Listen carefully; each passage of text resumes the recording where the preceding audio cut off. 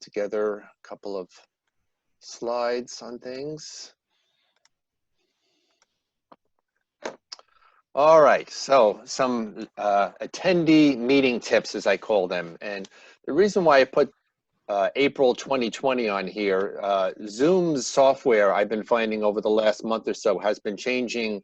I don't want to say on a daily basis, but at least on a weekly basis. They've just been moving things around and, you know, security updates, so on and so forth. So everything that you can be seeing tonight is just based on what I've been seeing over the last few days or so, and hopefully it won't change too much. So what we're going to cover tonight is getting started. Obviously, for anyone that's on live now, you were able to get over the getting started part of it, but I figured since this is being recorded, and if there was just someone that says, oh, I don't know how to get started with Zoom, so I'll just cover that briefly. And then we'll talk about some in-meeting controls, as they're called, you know, things that you can do when you're attending a Zoom meeting. Then we'll have some tips for a better experience, and then we'll finish with some question and answers. All right, getting started. So Zoom does work on most computers, including Windows, Mac, or Linux, if anyone still has a Linux operating system. And it also works on tablets and smartphones, as long as it's iOS and Android based. So I guess if you had one of those old Windows phones, which I used to love back in the day when I had a Windows phone, it was just so nice, but I don't see that listed. Ideally, it's good if whatever device or computer that you want to participate on has a webcam of some sorts. It is optional. You don't have to have a video camera or webcam in, but especially for something like church, it is nice if, I think, if others, you know, if we can see each other. It's sort of makes it a little bit, not only more personable, but it just makes us feel like we're almost there, you know, in church, you know, without, you know, physically being in church. Obviously, it needs to have a microphone, or you can, Zoom does have an option to do the audio over a telephone. Now, over free accounts, that's not an option, but church is obviously paying for their account. So I did see, I think in Phil's information, that theoretically someone could just dial up over the internet for the audio. And then let me just move you out of the way here. Okay. And then, oh, to the point that many modern day laptops already do have a webcam built into them, and that also applies to tablets as well. All right, so getting started. So if you need to get the Zoom software installed on your computer or device, you can go to that link. That is one option, and that will certainly take you to the right spot. What I always tell everyone instead, and this sort of can kill two birds with one stone, is you go to that site that I have outlined in red there, which is zoom.us/test. So that will do two things at once. Someone called iPhone is trying to get in, so I'll admit them. So in your, you know, computer, tablet, phone, you know, any way that you can get out to the internet, if you go to zoom.us/test, it will first see if you already have Zoom software installed, and if you don't, it will give you the option to download it. So it's sort of two birds with one stone. And then after it downloads the Zoom software, it immediately goes into a test mode, which is basically, it starts setting up a meeting with just one person, with basically yourself. So what I like about that is it immediately pops up this box that gives you the option to test your speakers. So I highly recommend you click the button that says test speakers, and then it starts playing like this little tune over, you know, your speakers or your headset if you have that on. And then, you know, you can toggle that on or off. So I always recommend that you test that. And then more importantly, the test microphone button. You click that, and then you just, that needs a little bit of explanation, because once you click the test microphone button, I don't know if it tells you anything on screen, but you should obviously start talking into, you know, either your headset or to your computer. And then you need to talk for about, I want to say 10, 15 seconds. And then automatically after that time, it will start replaying what it thinks it just heard in through the speaker. So if you don't hear anything after about 20 or 30 seconds, you need to look into the settings. What I think is usually the case is some of these computers, especially when you start plugging in headsets and other things, they can have more than one microphone option on them, or they can have more than one type of speaker output, so on and so forth. So maybe it's just a matter of selecting another device in that listing if there is something that's listed there. The Zoom software does update regularly, as I said in the beginning, so don't be surprised if you get prompted to upgrade the software when you go to use it. So one of the tips I always try and give everyone is, don't arrive to whatever meeting that you have on time. Try and get there a few minutes early, like all of you did tonight. So that way, if you get prompted to do an update, you'll still be able to participate with the meeting when it starts on time.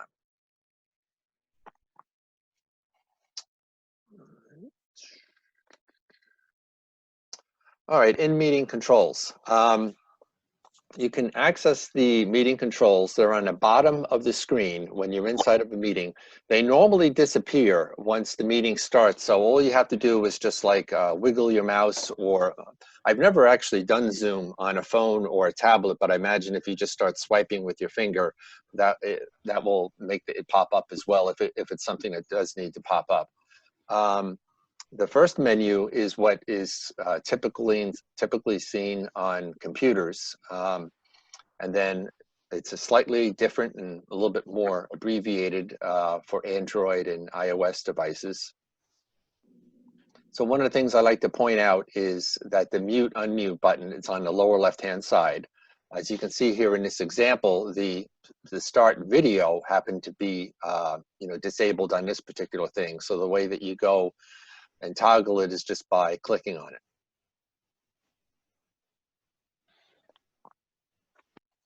So the mute and unmute is on the lower left-hand side. I had that listed twice. I guess it was important.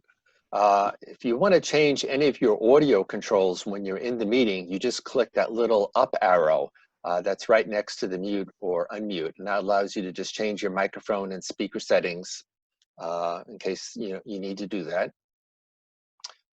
One tip that I like to give everyone is that when you're participating in a Zoom call, and as is typically the case, most people will be muted while the presenter is talking. So if that's the case, and if there's something that you just have to say, if you can use what they call the push to talk feature. And so to temporarily unmute yourself, you just press down your space bar and hold it while you're talking, and then just release it. If you don't want to do that, those are the hotkeys. So for Windows, it's Alt key plus A. Doesn't matter if it's capital or not. So I always just think of that as A for audio. So for Windows, Alt A will toggle your being muted or unmuted. And then for Mac, it looks like it's the Shift plus the Command plus A key.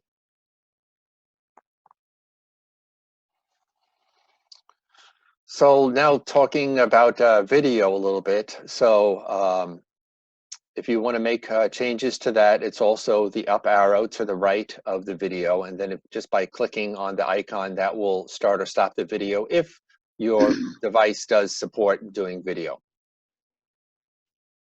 And the hotkey for that, if you don't want to click on it, is V for video. So that would be for Windows, Alt key plus V.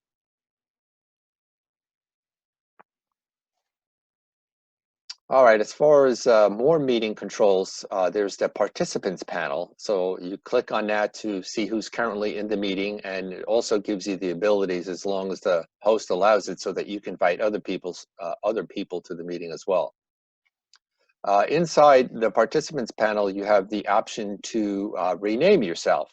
That's a good thing to do, because I've seen some people, they'll be using Zoom for work, and then they want their name to appear like one way, or they'll be using an initial, or they'll leave off the last name. But then when you might be doing something more social or so casual, you may just want to have your name like Dave or something like that, instead of like, D. DeVore or something like that. So that might be something you want to do to change your name.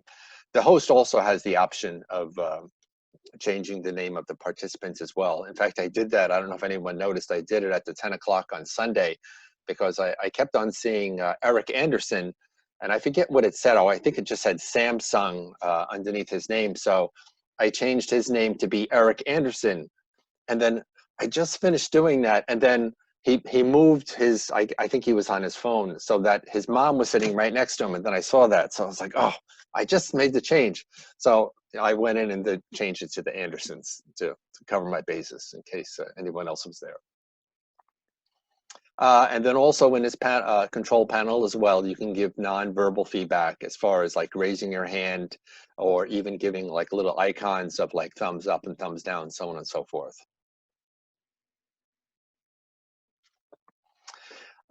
Then there's the ability of sharing a screen. That's what I'm doing right now. Typically, that's something only the host of a meeting can do, but it is also possible to grant others on a meeting to do that as well. Chat back and forth. You can. I find the chat feature very useful, especially if some people are having problems with either the video or the audio. Then they can start chatting, so they can say, hey, I can't hear you, or everything's garbled or something like that. So you can use that back and forth. We were using that on Sunday a little bit. You know, people were mostly saying hello to one another, which is fine. You have the ability to record the meeting.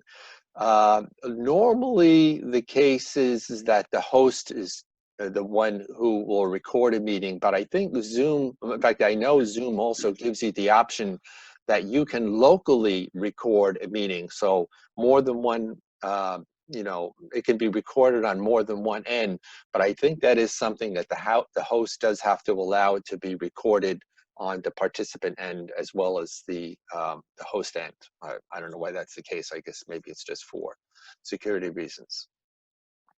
And then if you want to leave the meeting, you would obviously click where it says in red, leave meeting. When you're the host of the meeting, then you get like another pop-up that says, you sure you want to end this? You know, because if you end it, the call's going to end, which, you know, obviously makes sense. All right, let's talk about now some tips for a better experience overall. I already mentioned this a little bit. It's always a good idea to arrive early. This way, you're not going to be, you know, rushing around. You can get to the meeting early, make sure that you're connected. Maybe, you know, if your computer hasn't been on for a while and it's went to sleep, it always takes, you know, a while for those things to wake up. And then, of course, if you're turning on your computer for first time in a couple of days, there might be some updates or everything's going to be popping up on it. You know how that is. So it's always good to just plan on do that a little bit early. If you're using the video feature, which I do recommend, the tip that I have is try and position the camera, whether you're using a webcam or you're using the camera that's built into your laptop or tablet, try and position it at eye level if at all possible. It's not something that you have to do, obviously, but whenever people have like their phone in their lap, or if they're sitting very tall right next to the laptop, you know, we all get a nice view of the ceiling behind you, and then you have an unflattering view into people's nostrils sometimes. So it's just something to think about. It's a little bit more like you're at a meeting with someone if the camera is at eye level.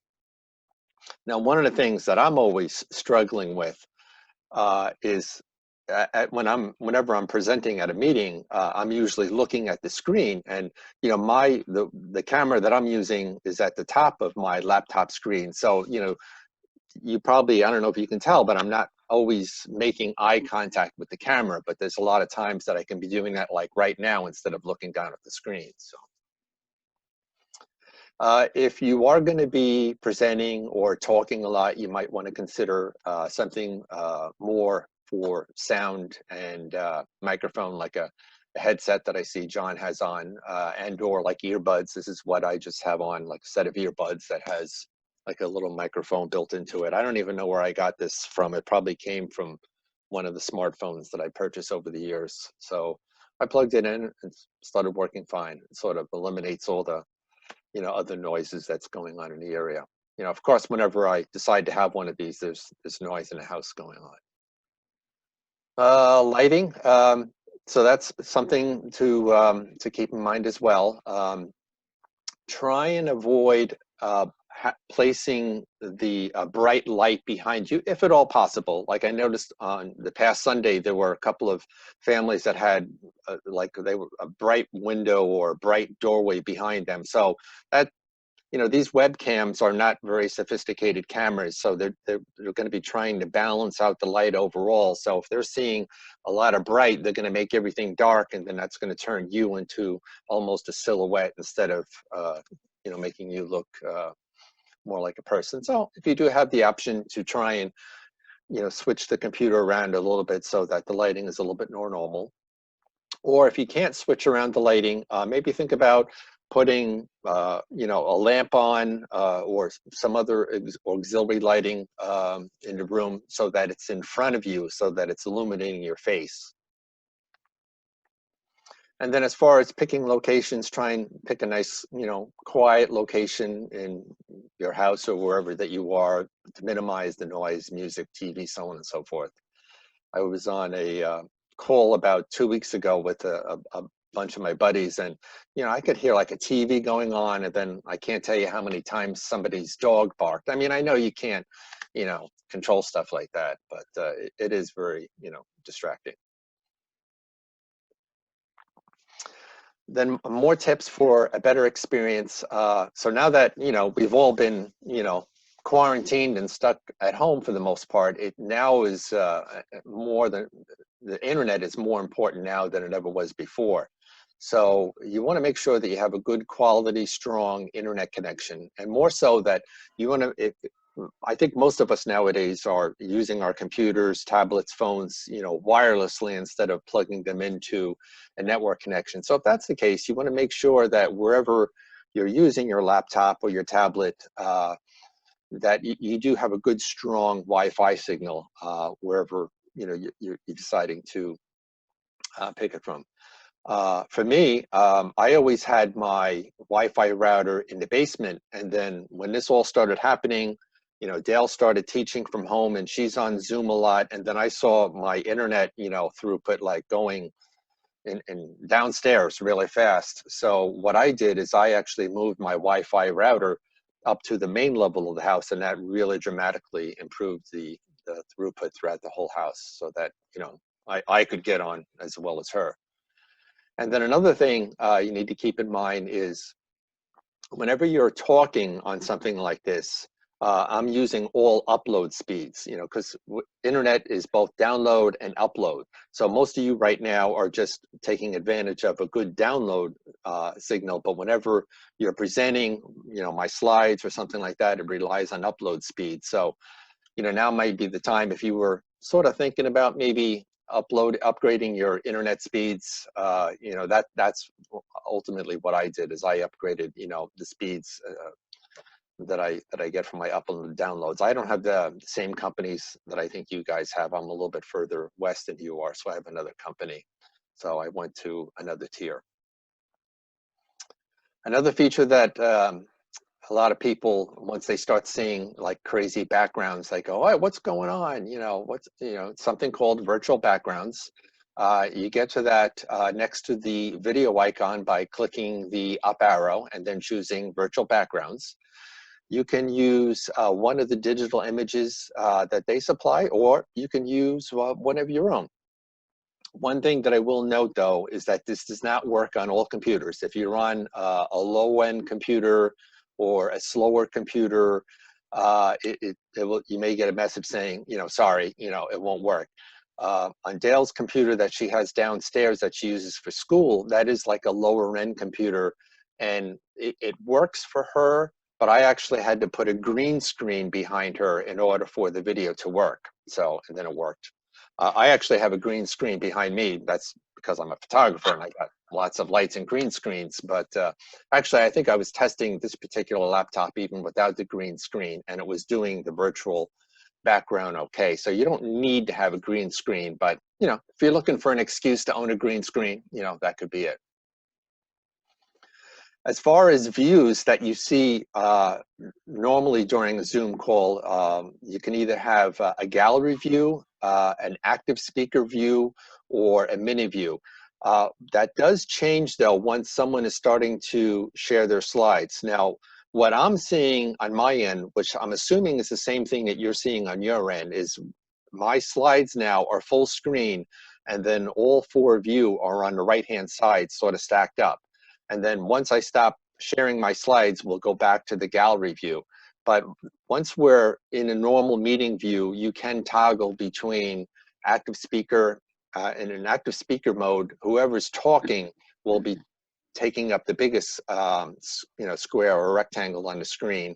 Whereas in gallery view, everyone is all, looks like, what was that old game, that used to be on TV with the tic-tac-toe and stuff like that. Everyone looks like that. And I think you can have up to, I think it's set up to 49 on the screen at one time. And then if it gets more than what can physically fit on your screen, you'll see an arrow, to the left and to the right, so that you can scroll and click and see who the other participants were. And then mini, that's if, you're pretty much just listening to a meeting and not going to be taking, advantage of all the technology. You can sort of minimize it. And I think it just turns it into like a little square near the bottom of your screen. All right, if you want more training on Zoom or anything, their website is actually very good. Zoom has been around for a while. They're just getting famous now because of, what's going on in our society. But you can go to this particular web address there that I have highlighted, or you can just go to zoom.us/support or support.zoom.us, and then they have lots of video tutorials. They have lots of helpful articles and stuff like that. I'm going to be, putting a copy of this on my YouTube channel, and then, John can link to it, or I can give you a copy to put on the CHS website. And like I said in the beginning, all of this is just valid as far as the middle of April, 2020, in case things do change. All right, so let me stop sharing my screen, and then we can go back to our regular view here. So who has any questions? I do.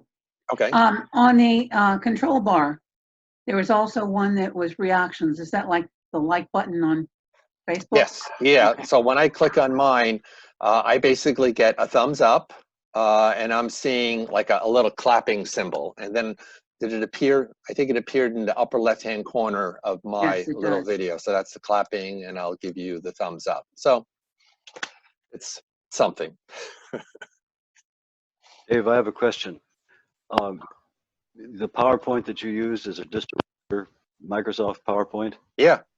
Okay. Yes.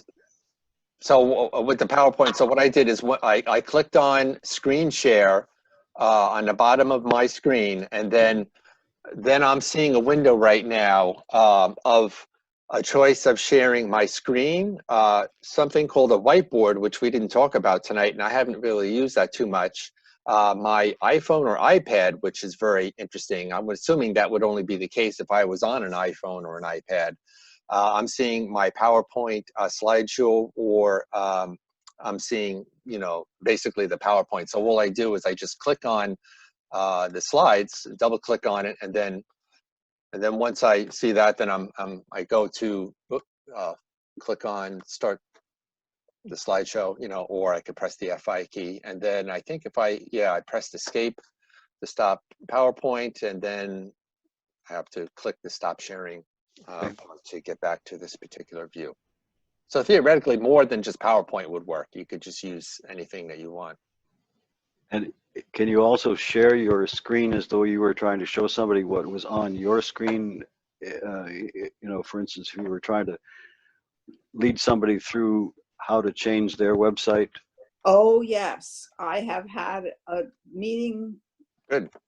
where somebody walked us through a budget on a spreadsheet, and it went block by block through the Excel spreadsheet. Did you have a couple of cups of coffee to go with that? I'm afraid to drink coffee on a Zoom meeting because I can't leave the spreadsheet. Well, yeah, that's another tip. Whatever you do, if you're on a tablet or a cell phone, be mindful of that if you need to go to the bathroom, and like leave that behind and don't bring it into the bathroom with you. There was some video on the internet of someone doing that, a Yeah. poor woman. She must, she'll be taking that to her grave. So. Dave, I just wanted to let you know on the iPad, all the controls are at the top. Oh, interesting. Okay, good to know. And I don't see a spot where I can do the fancy screen thing behind me. Oh, okay. Well, I guess, yeah, maybe the iPad's, computer can't handle that. It's right next to start video on the, if you make the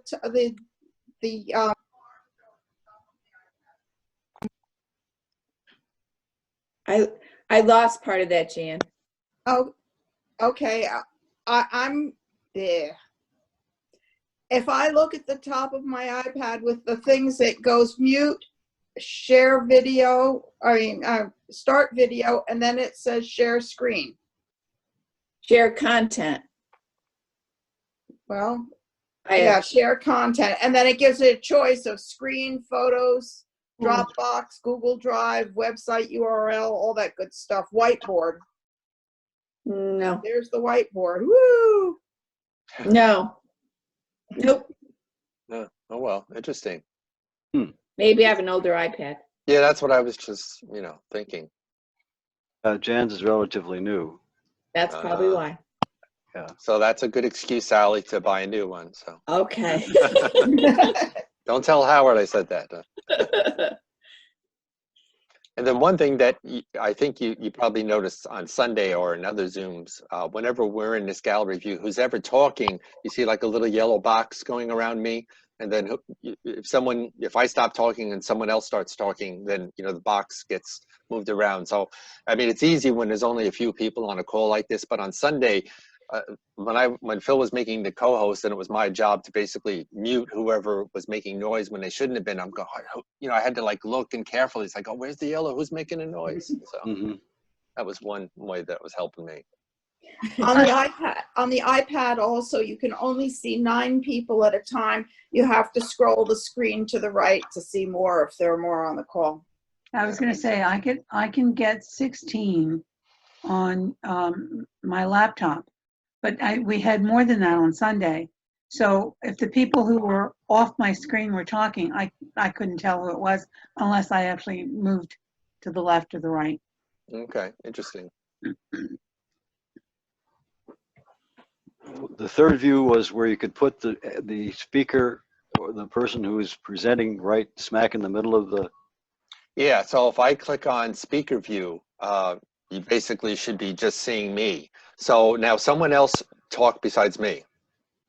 Hello, how are you? hello, Testing, hello. testing. Yeah, see, so now I see Marge, so that was kind of neat. But you can't put the person full screen. Yeah, when you started talking, you went where I'm at right now. You went full screen. If you go But to you speaker can't view, control it, so that's all we can see. Oh, good point. Yeah, I just clicked. There's on my laptop. There's icons along the top right of the screen, and one of them that I'm seeing right now is gallery view. And when I click that, it just goes back to the gallery view where it's the tic-tac-toe. But then it just sort of toggles back and forth between gallery view and speaker view. And then with speaker view, it just makes who's ever talking takes up the whole screen, and then the rest of you are sort of floating on my right-hand side. But you can't force it to us. You can't make us only see the speaker. Yeah, let's. yes, I'm now in speaker view. So right now I see Dave as the biggest portion of my screen. But a minute ago, when Jan was talking, she took up the most part of my screen. And all the other people are like little minis up at the top. I bet you there's some way as a meeting host, Jan, to your point, where that could be specified. But I'm not seeing it during the active meeting here. Maybe it would have been something I had to choose in advance before the meeting started. I don't know, but I'm seeing you smack full in the screen right now. I don't know what, maybe I clicked on the little gallery view versus speaker Yeah, view. speaker view. Yeah, it should just toggle back and forth. Okay. Okay, got it. Thank you. Good. Yeah. Well, yeah, I mean, the whole purpose of this was just so that we could play, you know, in case there was something you were unsure about. What if you wanted to set up your own Zoom? I guess there's a free one out there, but we were on that one day for a meeting and with church, and the person didn't realize it, and after 40 minutes, it was like you were gone. Yeah, so that's what they're saying now. It's the free accounts are limited to 40 minutes once you add a third person on. If you just wanted to do a one-to-one Zoom, you could talk until the cows come home. But once you add on the third person, then that's when the timer starts to tick, and you have to either upgrade to a paid account or know someone who's a teacher, because they seem to be waiving that restriction if the email address that the Zoom account is associated with is associated with the school. That's how I'm doing it. Like an EDU or an ORG, like Right. an EDU account. Okay. We found with the book club on the free account that after 40 minutes when we all got thrown out, all we had to do was log back in because the person who was hosting it had a recurring URL. So we all then just restarted. She restarted the meeting and we all started over again. So we had another 40. Okay, that was clever. good. Yeah, I always wondered if that would work. So yeah, good. That's good to know. Yeah, well, Phil said he was going to do that for, I think for the noonday and the complement services, so that if different ones of us are leading the service, we just use the recurring URL to get online. Okay. Yeah. I think he was talking about doing that for the Sunday services. Having and maybe the vestry meetings that are being held on. Or possibly, yeah. Well, Yeah. Tracy McGeorge is doing the Zoom from her office account for the vestry meeting, so. Mhm. Yeah, because when I go to set up a Zoom meeting, I have an option of using my recurring ID, which will be the same all the time, which, you know, Jan was just talking about, or I could have a unique ID. So it's basically like a one-time use only. So. Okay. Thank you. Thanks, Dave. All right, who is the mysterious iPhone person? It's me. It's Dorothy. Oh. Oh, hey, Dorothy. It's Marge Hi. Keller. I'm on my phone. There you are. We saw you for a moment. Yeah, I was trying to get on my computer because I want to really learn how to use it on my computer. So far, I've only successfully used it on my phone.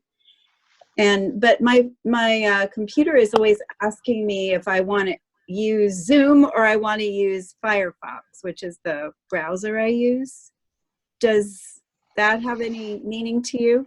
Yeah, so Zoom there is one option, and it's not really talked about too much on their website, that you theoretically could still attend a Zoom meeting without installing the Zoom software on a device. So then that would be through your web browser. So in your case, it would be via Firefox.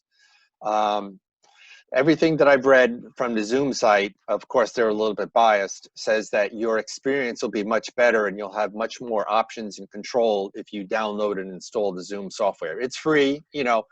Are there some security risks? You know, sure. You know, I guess there's security risks with a lot of things nowadays, but I think they've been trying to tighten up any particular holes that have been opening up as they get publicized. So my advice would be to try and install the Zoom software on your laptop. And to do that, I don't know if you were on when or if you could see the slide that I shared at one point. Just on your laptop, go to zoom.us/test, and then that will automatic, well, it will prompt you first to make sure that it's okay. It will go ahead and install the Zoom software if you want to do that. And then it will immediately run a test right after that to make sure that your speakers work and that whatever microphone, whether it's the microphone that's built into your laptop or your computer, works, or if you're going to be going with a headset or some sort of earbuds, that works as well. So that would be my recommendation. So I would answer at that question if it asked me if I wanted to go with Zoom, because I think I have downloaded the software onto my Oh, okay. If I want to go with Zoom or Firefox, I would say Zoom. Yes. Okay. And one other thing I wanted to say, and of course I haven't gone any further than that on my computer, so I'll have to, did you say you were recording this so that we could, and how would we access that? I'll send the link to John, either that or I'll send John the MP4 file, whichever you prefer, John, so that it will be on the CHS website. And then if you can't find it, just get in touch with either myself or John, and we'll take care of you.